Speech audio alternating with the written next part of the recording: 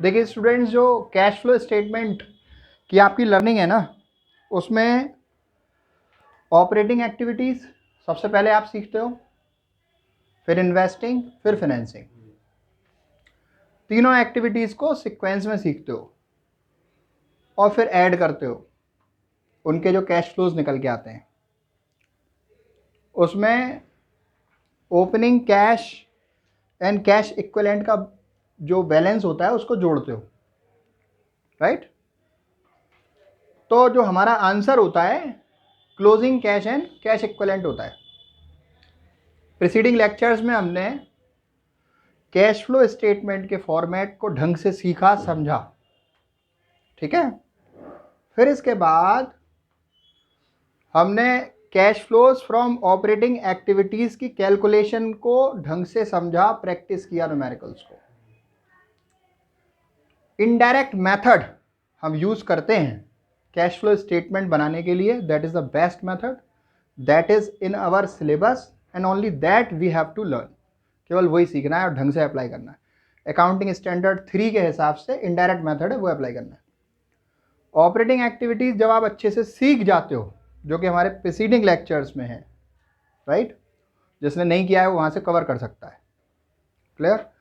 उसके बाद में दूसरा नंबर आता है इन्वेस्टिंग एक्टिविटीज का। इन्वेस्टिंग एक्टिविटीज से कैश फ्लोज कैलकुलेट करने के लिए आपको कैलकुलेट करना सीखना पड़ेगा इनफ्लोज, फिर आउटफ्लोज। इनफ्लोज माने इन्वेस्टिंग एक्टिविटीज से पैसा आपके पास कहां कहां से आ रहा है। क्लियर। आउटफ्लोज माने पैसा कहां जा रहा है। अगर मैं रिवीजन कराऊं आपको इन्वेस्टिंग एक्टिविटी का, तो मैं ये बोलूंगा कि मशीन बेचकर, इन्वेस्टमेंट बेचकर, लैंड बेचकर, बिल्डिंग बेचकर जो भी पैसे आपके पास आए वो सारे इनफ्लोज हैं। इनके अलावा और कौन से इनफ्लोज हो सकते हैं इन्वेस्टिंग एक्टिविटीज में? डिविडेंड आपको रिसीव हुआ, इंटरेस्ट आपको रिसीव हुआ, रेंट आपको रिसीव हुआ, ये सारे इनफ्लोज हैं इन्वेस्टिंग एक्टिविटीज के, राइट। मतलब sale of asset and investment, और दूसरा जो भी रिटर्न्स आपके पास आए, जो आपने कोई भी इन्वेस्टमेंट किया, इमूवेबल प्रॉपर्टी को किराए पर उठा दिया, या फिर आपने कहीं इन्वेस्ट किया उसका इंटरेस्ट लिया, या फिर शेयर खरीदे उसका डिविडेंड मिला, ये सारे इनफ्लोज हैं। इनके अगेंस्ट इनके आउटफ्लोज होते हैं। Purchase of assets and investment, outflows माने पैसे जाएंगे इनसे। सारे इनफ्लोज जोड़ लेंगे, आउटफ्लोज घटाने। आउटफ्लोज कौन से? Purchase of assets and investment, and बस इतना ही है। आउटफ्लोज लेस कर देंगे तो बचेगा, प्लस में आता है अगर आंसर टोटल इनफ्लोज में से टोटल आउटफ्लोज लेस करके प्लस में आता है आंसर आपका, तो cash flows from investing activities. Minus में आता है तो cash flows used in investing activities. Clear. तो मेरे को आज जो सिखाना है वो सबसे इंपॉर्टेंट इन्वेस्टिंग एक्टिविटीज के अंदर आता है, वर्किंग नोट होता है एसेट से रिलेटेड, इन्वेस्टमेंट से रिलेटेड। हमें ये कैलकुलेट करना सीखना होता है कि हमने मशीन खरीदी ड्यूरिंग द ईयर तो कितने की खरीदी। सवाल में मिसिंग होती है इंफॉर्मेशन, आपको कैलकुलेट करना सीखना पड़ता है। या फिर कोई मशीन हमने बेची तो उसे लॉस पे बेचा या प्रॉफिट पे बेचा, राइट, वो मशीन का अकाउंट बना के हमें निकालना होता है। या फिर हमारे पास इसके साथ में और इंफॉर्मेशन दे रखी होती है डेप्रिसिएशन की। प्रोविजन फॉर डेप्रिसिएशन अकाउंट दे रखा है, एक्यूमुलेटेड डेप्रिसिएशन अकाउंट दे रखा है, या फिर डेप्रिसिएशन फंड अकाउंट दे रखा है। तीनों नाम एक ही चीज के हैं। तो प्रैक्टिकली जो मुझे सिखाना है बहुत ढंग से आपको, वो सुन लीजिए, वो ये है कि एसेट का अकाउंट बनाना हमें सीखना है। दो सिचुएशन में बनाते हैं, जब प्रोविजन फॉर डेप का बैलेंस हमें क्वेश्चन में दे रखा है और जब नहीं दे रखा है। ठीक है। प्रोविजन फॉर डेप के मैंने आपको 3 नाम बताए अभी। एक्यूमुलेटेड डेप्रिसिएशन भी इसका नाम है, डेप्रिसिएशन फंड भी इसी का नाम है। ठीक है। एसेट का अकाउंट 2 सिचुएशन में हम बनाते हैं, जब प्रोविजन फॉर डेप मेंटेन्ड है और जब provision for dep not maintained है। जब प्रोविजन फॉर डेप मेंटेन्ड है, कब मानते हैं मेंटेन्ड है? उसका बैलेंस आपके क्वेश्चन में दिया होगा। किसका? प्रोविजन फॉर डेप का। प्रीवियस ईयर का भी और करेंट ईयर का भी, ठीक है, और एसेट का भी बैलेंस दिया होगा, ठीक है। जब प्रोविजन फॉर डेट के बैलेंस आपको दे रखे हैं और आपको अकाउंट बनाकर निकालना है कितने की खरीदी या बेची, तो ये मेथड जो होता है ये कहलाता है ओरिजिनल कॉस्ट मेथड। कौन सा? Original cost method. मतलब हम एसेट को उसकी ओरिजिनल कॉस्ट पे शो कर रहे हैं, ठीक है। जब प्रोविजन फॉर डेट का बैलेंस हमें क्वेश्चन में नहीं दे रखा है तो उसको मानते हैं provision for debt not maintained, और उस केस में हमें प्रोविजन फॉर डेट अकाउंट नहीं बनाना है और उसको हम बोलते हैं रिटन डाउन वैल्यू मेथड। क्या बोलते हैं? रिटन डाउन वैल्यू मेथड, ठीक है। अब इसका थोड़ा सा हम प्रैक्टिस कराते हैं रूल कि दोनों कंडीशन में हम सवाल का जो एसेट का अकाउंट बनाएंगे कैसे और कैसे हम फिगर कैलकुलेट करेंगे जो उसमें ज़रूरी है, ठीक है। डेप्रिसिएशन में भी थे दोनों मेथड, बिल्कुल सही बात है। डेप्रिसिएशन का जो चैप्टर हुआ करता था 11th क्लास में उसमें भी ये होते थे। अब देखिए साहब, जैसा मैंने बोला उसको हम दो सिचुएशन में सीखेंगे, प्रोविजन फॉर डेप्रिसिएशन मेंटेन्ड और दूसरा है नॉट मेंटेन्ड। मेंटेन्ड और नॉट मेंटेन्ड में केवल इतना अंतर है बच्चों कि साहब जब मेंटेन्ड होता है तो हमें क्वेश्चन में प्रोविजन फॉर डेट का बैलेंस दे रखा होता है, और नॉट मेंटेन्ड होता है तो वो बैलेंस नहीं दे रखा होता है। इस मेथड का दूसरा नाम ओरिजिनल कॉस्ट मेथड भी है, और इस मेथड का दूसरा नाम रिटन डाउन वैल्यू मेथड भी है। क्योंकि प्रोविजन फॉर डेट अकाउंट अगर आपने मेंटेन नहीं किया है, क्वेश्चन में नहीं दिया है, इसका मतलब डेप्रिसिएशन आप हर साल एसेट में से लेस कर रहे हो, और एसेट की कॉस्ट में से जब डेप्रिसिएशन लेस कर देते हैं तो जो वैल्यू बचती है उसको हम रिटन डाउन वैल्यू बोलते हैं, ठीक है। अभी सवाल देखो, ये सपोज बैलेंस शीट है, इसमें आपकी जो है 2019 2020 मशीन का बैलेंस दे रखा है। प्लांट एंड मशीनरी मान लीजिए ये दे रखी है आपको 50,000 रुपये, और ये दे रखी है आपकी 40,000 रुपये, ठीक है। फिर इसके बाद आपसे उन्होंने कहा एडजस्टमेंट में ए पार्ट ऑफ मशीन, अच्छा ये तो हमारी एसेट साइड है, और सपोज लायबिलिटी साइड का भी बैलेंस हमारे पास है एक्यूमुलेटेड डेप्रिसिएशन का। एक्यूमुलेटेड डेप्रिसिएशन कह लो उसको या फिर प्रोविजन फॉर डेट कह लो, बात एक ही है। ये आपका है 10,000 और 12,000 रुपये, क्लियर? 10,000 रुपये और 12,000 रुपये। फिर एडजस्टमेंट 1 दे रखी है, a part of machine of cost ₹10,000 having accumulated depreciation ₹4,000 was sold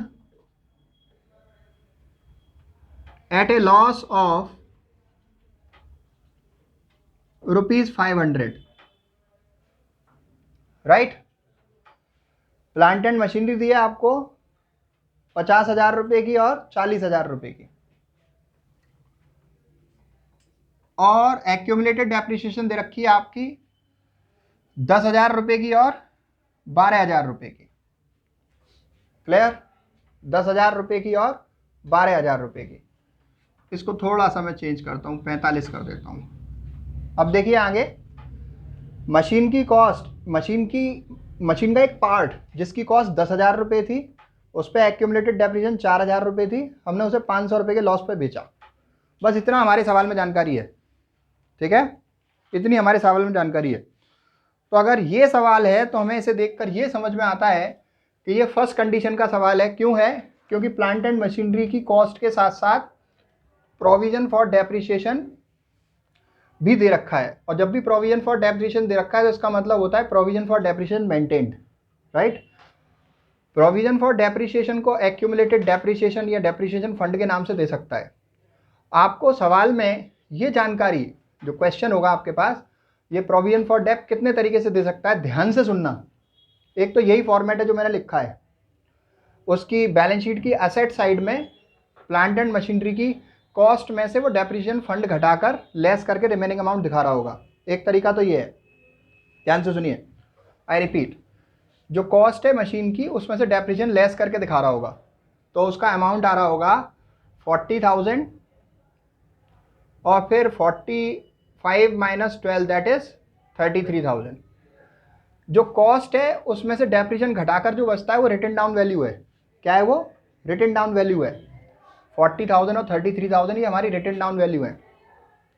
तो सवाल इस तरीके का होगा। दूसरा तरीका क्या है इसको प्रेजेंट करने का, ध्यान से सुनना, कि उसकी कॉस्ट को तो वो असेट्स में ही दिखा देगा 50,000 और 45,000, लेकिन जो एक्यूमुलेटेड डेप्रिसिएशन इसमें से लेस हुई है उसे वो बैलेंस शीट के लायबिलिटी साइड में दिखा देगा। अभी इस टाइम में सॉल्यूशन नहीं समझा रहा हूं, इस टाइम में ये बता रहा हूं कि क्वेश्चन में यही वाली सेम इंफॉर्मेशन कितने तरीके से दी हो सकती है, और उन सब तरीकों के लिए आपको तैयार रहना है। पहला ये है जो मैंने बोर्ड पे लिखा है कि असेट साइड दी है जिसमें मशीन की कॉस्ट में से एक्यूमुलेटेड डेप्रिसिएशन लेस करके दिखाई हुई है। दूसरा तरीका, क्वेश्चन में बैलेंस शीट में जो यही इंफॉर्मेशन प्रेजेंट होगी वो ऐसी होगी कि असेट साइड में कॉस्ट दिखा रखी होगी और एक्यूमुलेटेड डेप्रिसिएशन बैलेंस शीट के लायबिलिटी साइड में दिखा रखी होगी, एक्यूमुलेटेड डेप्रिसिएशन या फिर प्रोविजन फॉर डेप के नाम से। Is that okay? और जब भी प्रोविजन फॉर डेप का बैलेंस हमारे पास है तो हम ये मानते हैं कि मशीन ओरिजिनल कॉस्ट पे है, उसमें से डेप घटी हुई नहीं है। क्लियर? अच्छा, इस केस में हमारे पास जो भी एडजस्टमेंट दे रखी है और जो बैलेंस शीट में इंफॉर्मेशन दे रखी है, इसको यूज करके हमें दो अकाउंट बनाने होते हैं, एक मशीन का और एक प्रोविजन फॉर डेप्रिसिएशन का। क्लियर? कैसे बनेंगे ध्यान से देखिएगा। अभी एक तरीका ये मैं उसका रूल लिखवा दूं कि ऐसे होता है, ये होता है, ये होता है, याद कर लो, नहीं, मैं सवाल में सीधे अप्लाई करके दिखा रहा हूं आपको, राइट? और बस उस स्टेप को आप उस टाइम पर याद रखना कि ऐसा सवाल आएगा तो ये करना है हमको। क्लियर? देखो, मैंने बोला दो अकाउंट बनेंगे, तो दो अकाउंट बनेंगे, बहुत अच्छी बात है, बनाओ। मशीन का अकाउंट, प्लांट एंड मशीनरी का अकाउंट। इसमें ओपनिंग बैलेंस में लिख दूंगा जो भी उसकी ओरिजिनल कॉस्ट है, कितनी है, 50,000 रुपये, और क्लोजिंग कितनी है, 45,000 रुपीज़। ठीक है? और दूसरा मैं अकाउंट बनाऊंगा स्टूडेंट्स प्रोविजन फॉर डेप्रिसिएशन का, जिसको मैं एक्यूमुलेटेड डेप्रिसिएशन के नाम से भी कह सकता हूं। हमेशा याद रखना कि जो एसेट का बैलेंस है वो डेबिट बैलेंस है, उसका ओपनिंग बैलेंस यहाँ पे ब्रॉट डाउन होता है और क्लोजिंग यहाँ पे होता है। ठीक है? और provision for dep credit balance है, उसका ओपनिंग बैलेंस यहाँ पर होता है, क्लोजिंग बैलेंस यहाँ पर होता है। ठीक है? ओपनिंग बैलेंस क्रेडिट में ब्रॉट डाउन होता है, क्लोजिंग बैलेंस यहाँ होता है। इन दोनों के बीच में पार्टीशन बहुत जरूरी है। ओपनिंग बैलेंस देखिए 2019 का 10,000 है और क्लोजिंग बैलेंस कितना है, 12,000 है। एक बात इसमें समझाने लायक ये है कि जैसे आपका जो है मान लीजिए ये दे रखा है 2019 एंड 20, बहुत इंपॉर्टेंट बात है, ध्यान से सुनना। तो ये प्रीवियस ईयर है, ये करंट ईयर है, इसका ओपनिंग बैलेंस होगा, इसका क्लोजिंग बैलेंस होगा। कभी कभी बुक में वो उल्टा दे देता है इसको, सवाल में यहाँ 20 दे देगा या 19 दे देगा।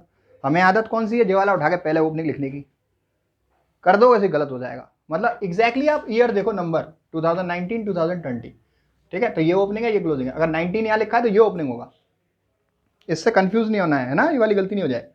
देखो अभी हमने क्या किया है, केवल नोट, जो क्वेश्चन में इंफॉर्मेशन दी है उसको हमने रिकॉर्ड कर लिया। ठीक है? प्रोविजन फॉर डेप का और प्लांट एंड मशीनरी का। अब मैं एडजस्टमेंट पढ़ूंगा जिसकी सारी बातों को यूज करूंगा। मशीन का एक पार्ट जिसकी कॉस्ट है 10,000 रुपये, जिसकी टोटल डेप्रिसिएशन है 4,000 रुपये, उसको हमने 500 रुपये के लॉस पे बेचा। ध्यान से देखना क्या मतलब है इस बात का। इस बात का मतलब ये है, जो पार्ट है उसकी कॉस्ट कितनी है स्टूडेंट्स, 10,000 रुपये। ठीक है? और उसकी जो एक्यूमुलेटेड डेप्रिसिएशन है या प्रोविजन फॉर डेप है कितनी है, 4,000 रुपये। उसकी रिटन डाउन वैल्यू कितनी है 6000, उसको हमने कितने के लॉस पे बेचा 500, मतलब कितने में बेचा 5500, this is the sale amount, find it. अच्छा ये क्वेश्चन है, इसमें आपको बता दिया कि साहब इतने रुपए के लॉस पे बेचा तो आपने रिटन डाउन वैल्यू में से लॉस घटा दिया तो सेल आ गई। अगर वो कहता 500 रुपए के प्रॉफिट पे बेचा तो आप 6000 में 500 जोड़ देते तो आपका 6500 आ जाता। अगर वो ये नहीं बताता कि प्रॉफिट या लॉस कितने में बेचा, आपको सीधे दे देता कि इतने में बेचा हमने, ऐसा भी तो हो सकता है, वो कह दे कि इतने रुपए में बेचा। यही लाइन कैसे और आ सकती है, सुन लो, 10,000 रुपए की कॉस्ट की मशीन जिस पे 4000 की डेप्रिसिएशन, हमने 5500 में बेची, ऐसे भी तो कह सकते हैं इस बात को। तो डेप्रिसिएशन घटा के कितने बच रहे हैं 6000 रुपए, और अगर मैंने 5500 में बेची तो 500 का लॉस हो गया। तैयार रहिए उस इंफॉर्मेशन के लिए भी, मत याद कीजिए कि ये लाइन होती है, जो भी इंफॉर्मेशन आए उसको यूज करना सीखिए। क्लियर। अभी अगर मैं कह दूं कि 10,000 की कॉस्ट है और 4000 की उसकी एक्यूमुलेटेड डेप्रिसिएशन है, मैंने उसे 8000 में बेचा, भाई 2000 का प्रॉफिट हुआ ना। सुनो कैसे हुआ भाई, कॉस्ट 10,000, 4000 की डेप्रिसिएशन, रिटन डाउन वैल्यू 6000, मैंने 8000 में बेचा तो प्रॉफिट हुआ ना 2000 का। सुनो, रिटन डाउन वैल्यू से ज्यादा में बेचोगे तो प्रॉफिट होगा, रिटन डाउन वैल्यू से कम में बेचोगे तो लॉस होगा। क्लियर। तो ये बात ध्यान रखनी है हमें, ठीक है। कंपेयर करना है रिटन डाउन वैल्यू को और सेल प्राइस को, और अगर सेल प्राइस नहीं दिया है तो प्रॉफिट दिया है तो रिटन डाउन वैल्यू में जोड़ देना है, लॉस दिया तो घटा देना है, तो हमारा सेल प्राइस आ जाएगा। ठीक है भाई। अब देखो इस बात को हम यहां कैसे रिकॉर्ड करेंगे, ठीक है। बाय बैंक अकाउंट कितने रुपए आए मशीन बेचकर 5500, और आपका जो है कितने की एक्यूमुलेटेड डेप्रिसिएशन थी। एक्यूमुलेटेड डेप्रिसिएशन को मैं प्रोविजन फॉर डेप्रिसिएशन अकाउंट के नाम से लिख रहा हूं, क्योंकि मैंने प्रोविजन फॉर डेप्रिसिएशन का अकाउंट बनाया है, ठीक है ना। काय का अकाउंट बनाया है, प्रोविजन फॉर डेप्रिसिएशन का। तो ये एक इंपॉर्टेंट पॉइंट है, इस पॉइंट को ध्यान से सुनना। जब मेरा प्रोविजन फॉर डेप्रिसिएशन मेंटेन्ड होता है तो मैं प्रोविजन फॉर डेप्रिसिएशन उस मशीन की दिखाता हूं यहां पर, मशीन के अकाउंट में, एसेट के अकाउंट में, जिस मशीन को मैंने बेचा है। क्या मतलब है मेरा इस बात से, मतलब ये है जिस मशीन को बेचेंगे केवल उसी की डेप्रिसिएशन यहाँ आएगी, जो नहीं बेचेंगे उसकी डेप्रिसिएशन यहाँ नहीं आएगी। समझ पा रहे हैं मैं क्या कह रहा हूँ।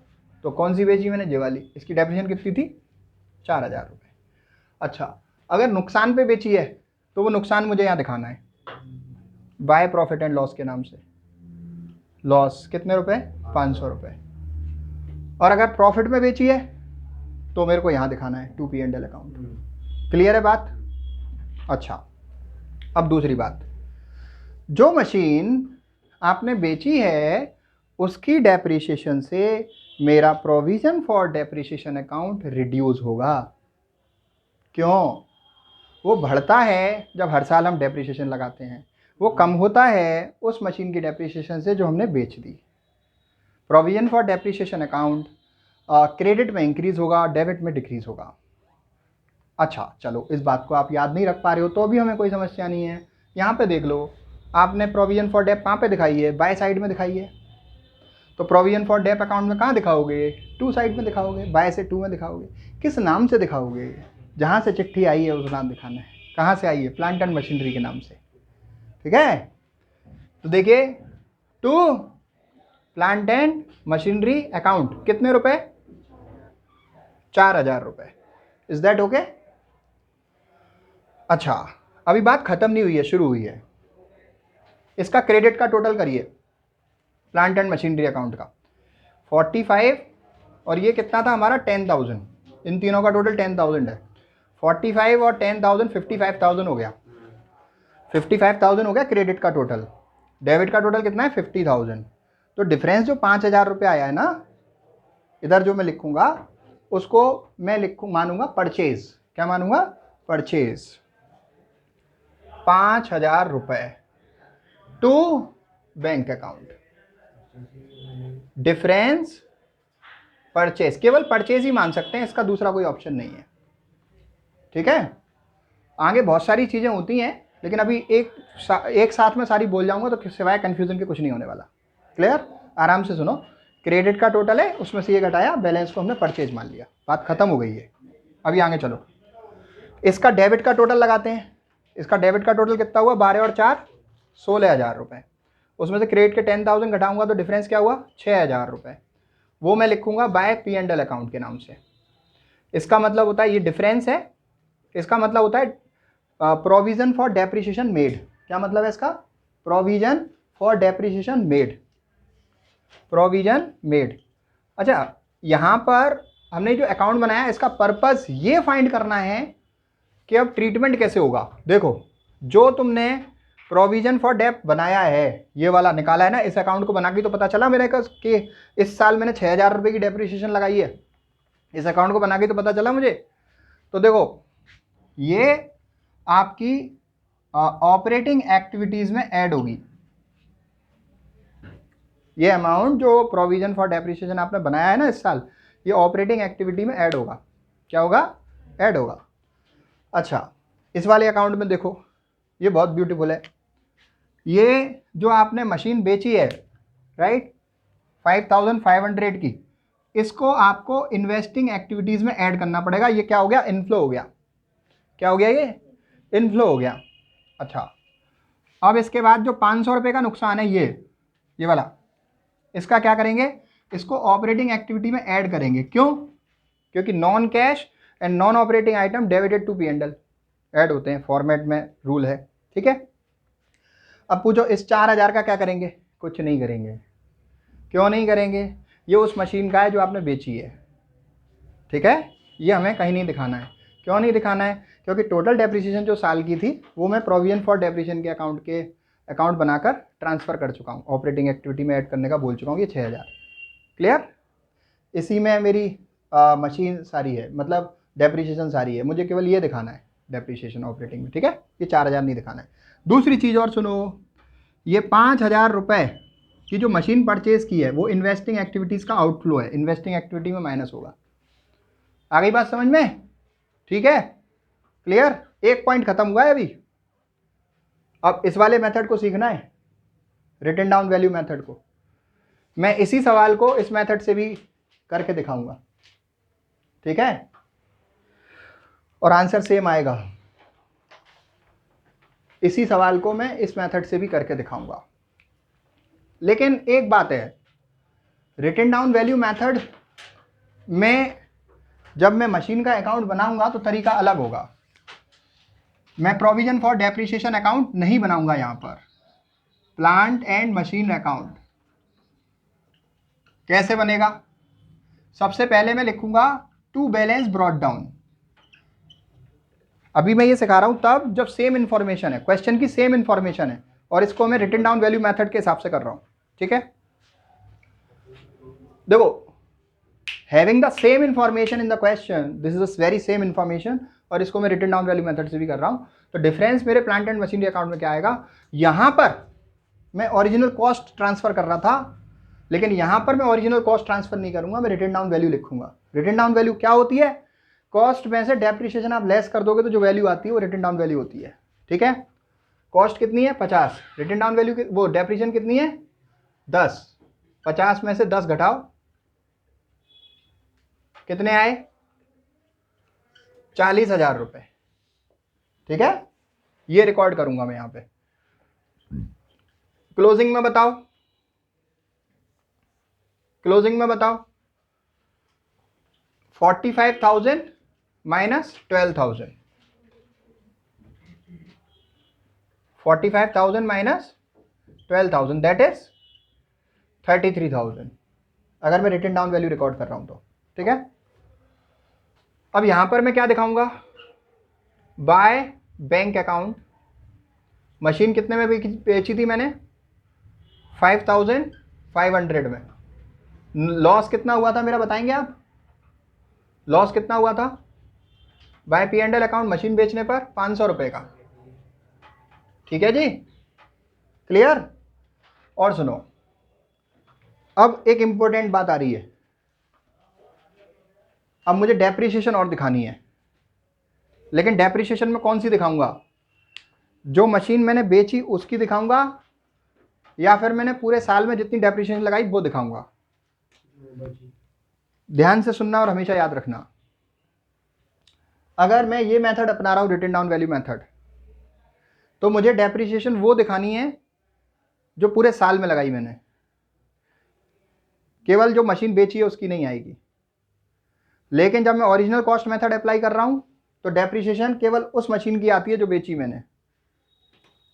समझ रहे हैं आप? ये डिफरेंस है।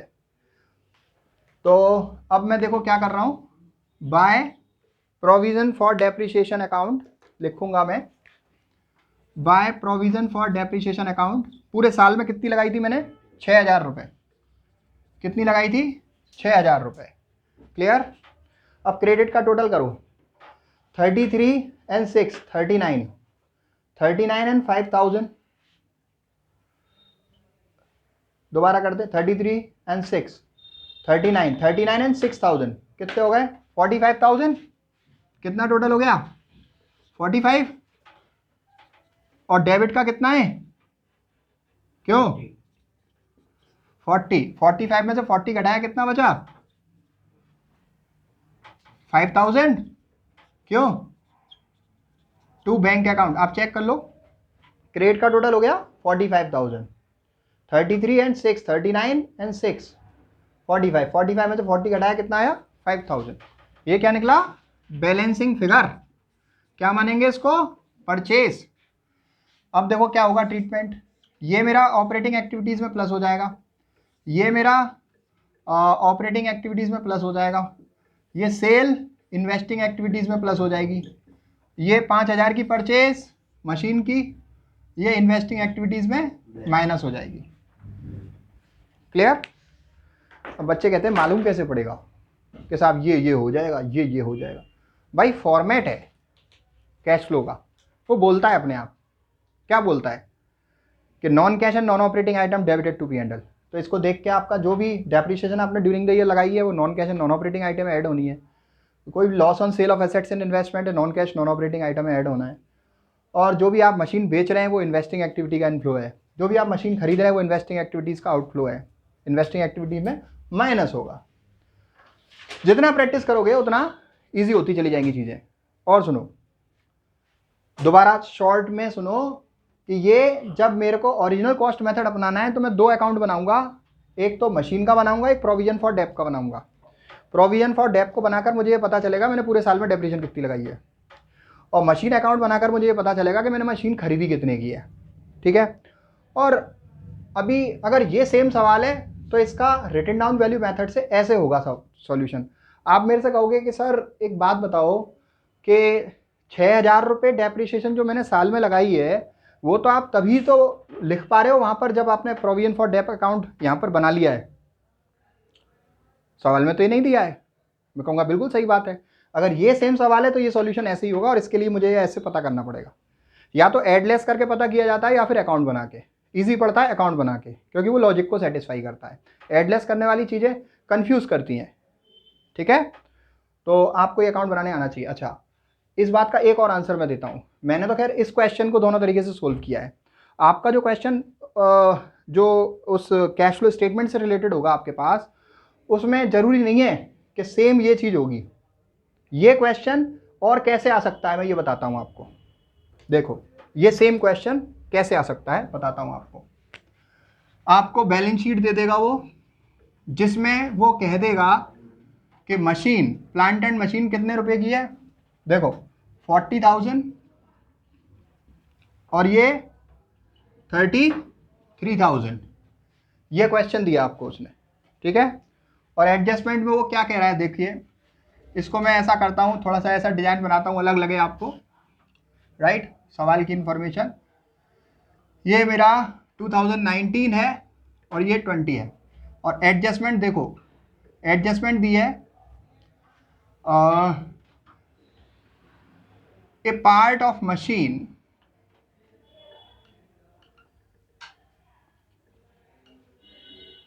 Of written down value ₹6,000 was sold for 4,000।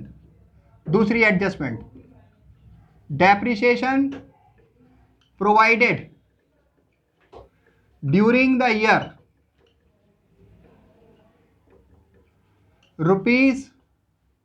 ₹6,000, depreciation provided during the year 6,000।